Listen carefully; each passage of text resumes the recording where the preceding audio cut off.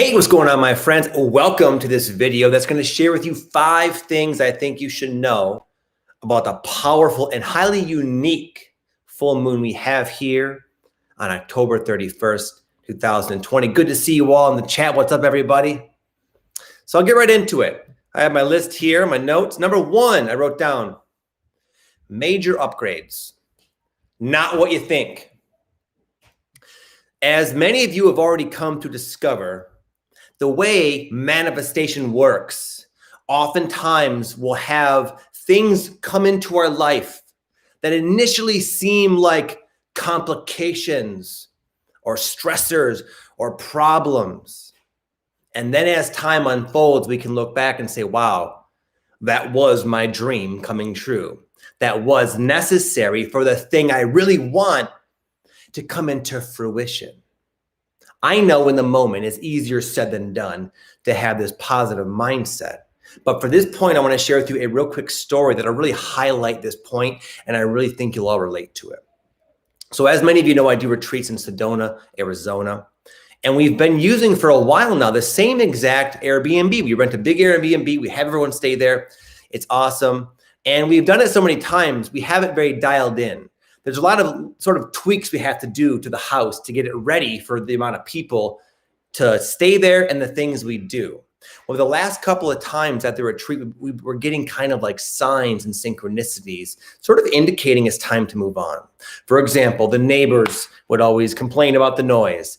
Last time, someone broke a lamp, and then 5 minutes later, a piece of trim from the cabinet fell on a guest's foot. And there's all these little signs. Someone claimed that one of the rooms is haunted. All these weird things were starting to kind of happen. And we knew it was time to move on, right? But in my mind, I said, you know what? I've looked at all the Airbnbs available. This is the best one. And we're comfortable. We're not moving. Well, sure enough, I just launched a new retreat for January. And a friend brought to my attention that the very house we use is being sold right now. We were kind of forced by the universe to move into a new situation. Now, initially, when I heard that news, I thought, oh my goodness, I have people signed up for an upcoming retreat and the house is gonna be gone in 3 months. Obviously, it's already under contract. And I was like, oh my God, what am I gonna do? Sure enough, I looked back through Airbnb. I found a better house. It's a big dome house. It's bigger. It's actually built for retreats. There's more space. And this might not seem very relevant to you, but for me and my team who run retreats, it's such an amazing upgrade. We are so excited. And it came about with problems erupting into our life. So a lot of times when it's time for you to move on, when your vibration has raised or risen to a point where your circumstance no longer matches, even though it's comfortable, it might break down. You might have complications. And this is what I've come to associate with a sign of good things to come. Progress is being made, and it's just time to move into a better, more ideal, more expansive circumstance to match all the growth you've put yourself through over the past however long, several months or whatever, okay? So number 2, I wrote down dropping into your heart with others, like other people, and Mother Gaia, the planet. There is a wave of awareness where we are becoming more aware of how we as individuals are impacting other people and how we're impacting the planet. I'm going to kind of separate these real briefly into both circumstances to kind of give you an idea of what I mean. So the other day, I was at the end of my retreat. I just got off a retreat. That's why I have retreats on the brain. Okay, it was last weekend. And it was by the time the retreat is over, me and my crew are usually kind of tired. There's like 5 of us. We work our butt off, and we're sometimes a bit snappy. We're a little sleep deprived. And I was coming into the bedroom where they all kind of stay, and I snapped. I kind of snapped like a jerk, honestly, on one of the people that helps me. And he's a good friend of mine. His name was Josh. And I sort of snapped on him with just an irritated tone. I didn't say anything hurtful, but my tone was very disrespectful. And it really I could tell it like hurt Josh. It kind of shocked him that I came at him this way, but it just kind of came out. I didn't really plan for it. It just was a bottled up of resentment and it came out at him. And man, it really, I felt horrible about it. I apologized to him multiple times. And what kept coming into my head was a book I read, or a quote out of a book I read called The Daily Stoic. It's like a daily meditation I read every day about stoicism. One of the things it talked about was anger. It said anger is one of those things that if you let it out, like for me, it's flipping out on Josh. I apologized and we're cool now, but it doesn't take away what I did. It doesn't take away the damage done. Our relationship is fine, but my point is it really made me realize, like, Victor, you can't afford to do this. You can't afford to be sloppy with your emotions anymore because there are other people that you love at stake. Now, I'm not saying I flip out on people all the time, but it was a real wake-up call to really make me look at myself and check myself and realize how my attitude, my behaviors, the way I conduct myself, how it's impacting other people. And there was just kind of a wave of awareness making me take a very serious look at that. You might feel your own emotions kind of up at the surface right now.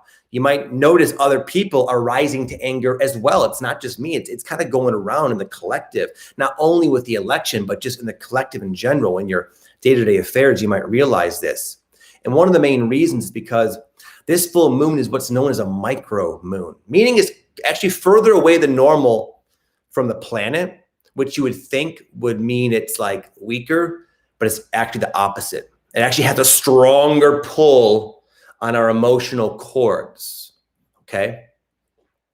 But in looking back at that circumstance, it was a blessing because I will change my ways. I will be more careful and be more controlled with my emotions, more mindful of how I affect other people. Okay, so there was a lot of good that came out of that. Now, secondly, you might find yourself more mindful, more aware of how you're impacting the environment. And I'll give an example from my own life as well with this.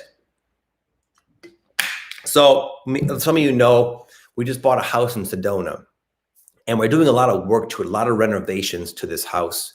And I have been flabbergasted and almost disgusted, quite frankly, by the amount of boxes and plastic and styrofoam that has been delivered to my house to bring me, new couches and all this stuff that we need for, anyone would need for a new home.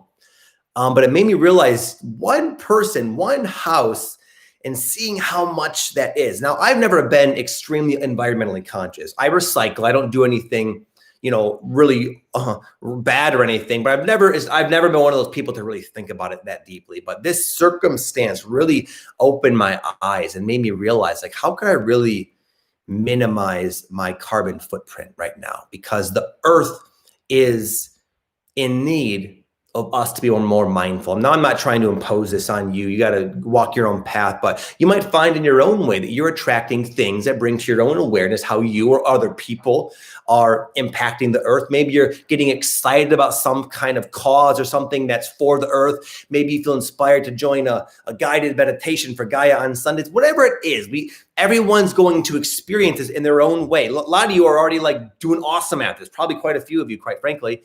And you're like, okay, good. Now it's time for the rest of the people to get their act together. Either way, it's good news for planet Earth, okay? Number 3, rewriting your script. You're not bound to your past. This awakening can sometimes bring about bizarre circumstances where you really watch yourself play out cycles that you've experienced before, almost like they're coming back around and coming into fruition in a very similar way. And with the awakening, there's an awareness that there's something inside of me perpetuating this cycle that I don't want to prefer, or that I don't prefer. But right now is a time where you might feel like that's happening a little bit in your life. And I'll give an example, but it's a time where history is not going to repeat itself. We really are breaking through into a new dawn, a new energy where the past is coming up, yes, and the mind can easily project it out there into our life, but it's coming up to be released, healed, let go of, moved on from for good, forever. Okay, and I'll give an example.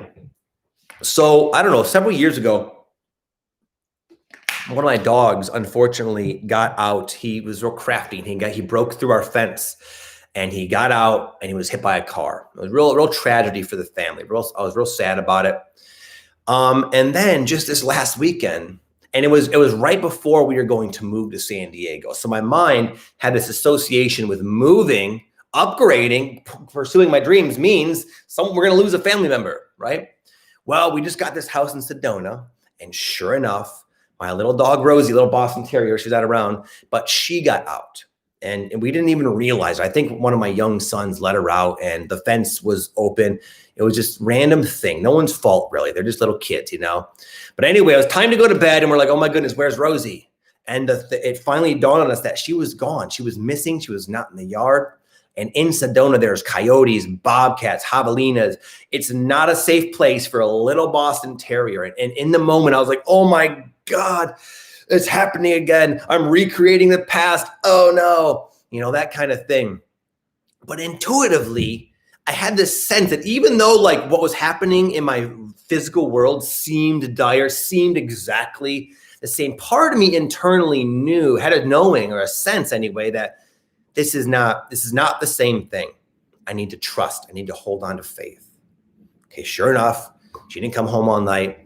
And then my wife went out for a walk that morning and she ran into a neighbor who knew someone who had the dog. The dog's back, if you're wondering. We got the dog back and it was like to me, it was to show me that you had this anticipation, Victor, because of one of your wounds of your past. But you don't have to hold on to it. You don't have to expect it or project that circumstance into the future. That was something that happened and it's in the past. And if you allow yourself, you can move on from this permanently and break that association. So you might find yourself having something like that, not trying to warn you of stuff like that to happen, but there are times where you feel like history is going to repeat itself. But just know this, you are a new person every moment, especially with this accelerated rate of transformation you're going through. You can expect new things. You can expect good things. You can anticipate good, positive turnouts that are a real reflection of the growth you've experienced. So I don't know if that made any sense to any of you. Hopefully it translated a little bit. It's something I've experienced multiple times on my awakening path. Number 4, you might notice, you have heightened intuition, more synchronicity, where you can pierce beyond the veil, if you will, more easily. I was sitting at my buddy Aaron Dowdy's yesterday, and he was telling me, without getting into detail, but he was telling me about a story from his own life because we've been apart for about a week, so we were catching up. And he had this circumstance that was so eerily synchronistic and mind-blowing. I won't get into it. There's no point. It's a long story. It took about 20 minutes to tell me. But anyway, I was sitting there kind of feeling almost blown away just by hearing what he was experiencing, the crazy synchronicity. And as I was listening to him, I could literally see these bluish orbs and like lights appearing behind him. Now, for me, I don't get that very often, but it's a sign that the veil is thin. It's a sign that those are like our spirit, whether it's his or mine, like spirit guide type energies, you know, that type of thing. And, you know, just one of those sort of things that doesn't happen to me all that often, but it gave me the idea to kind of share this. So you might find yourself, especially for those of you who really want to interact with your spirit guides, but haven't been able to, now is a really good time to try again. There's a lot of these kind of things are all about timing. And right now is an ideal time to really connect to these other elements of your soul, other aspects of your consciousness, your spirit allies. They're always with us. But the veil is thin right now, not just because of Halloween, but just because, you know, it's just what I tap into anyway. So give it another try. And number 5, riding the waves. I know right now there's a lot going on the planet. There's a lot of things that can make you feel very up in the air. A lot of us are very tired and just sort of like weathered from the storms of transitions and also just the collective hysteria around the election and just the coronavirus. All these different things are going on the planet. And the way I look at it is that it's like there are these waves, these ascension waves, if you will, blasting the planet, causing upheaval, causing transformation. And though a lot of people are getting crushed by the waves, there are some like you who came here with a surfboard on their back, ready and able to ride the waves. So during this transition, you'll see a lot of different ways people choose to relate with it. But just remember your role as the light worker you are, you came to ride the waves. And if not only for the sake of riding the wave and experiencing these same waves in an extremely positive and expansive and like loving, joyful, passionate way, also to be an example to those struggling in the waters, they'll see you up there riding the wave, and other people will start to learn to ride the waves themselves. And then together we can ride the waves. we can have a very positive outcome. You're good no matter what. That's the thing. There's a lot going on right now, but if you tune into yourself, you tune into your own intuition, you will feel, I'm good. When I say I mean us. We're guided. We're good. We're getting the messages. We've been doing the work, and therefore we can expect good things. And sometimes it helps to be reminded of that, because it's very easy to get sucked into what's going on with other people. But you can look at what's happening in the world from like a glass window, and know that you're protected with your energy.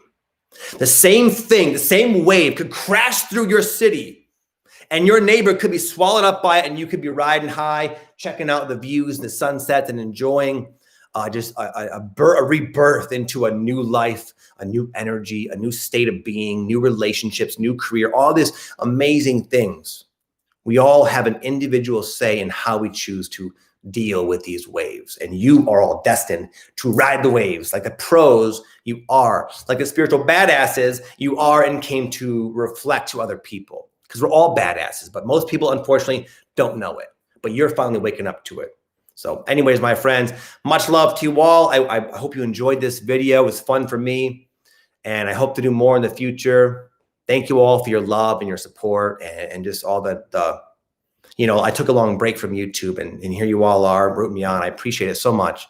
It means a lot to me, and it feels good to be here. Peace.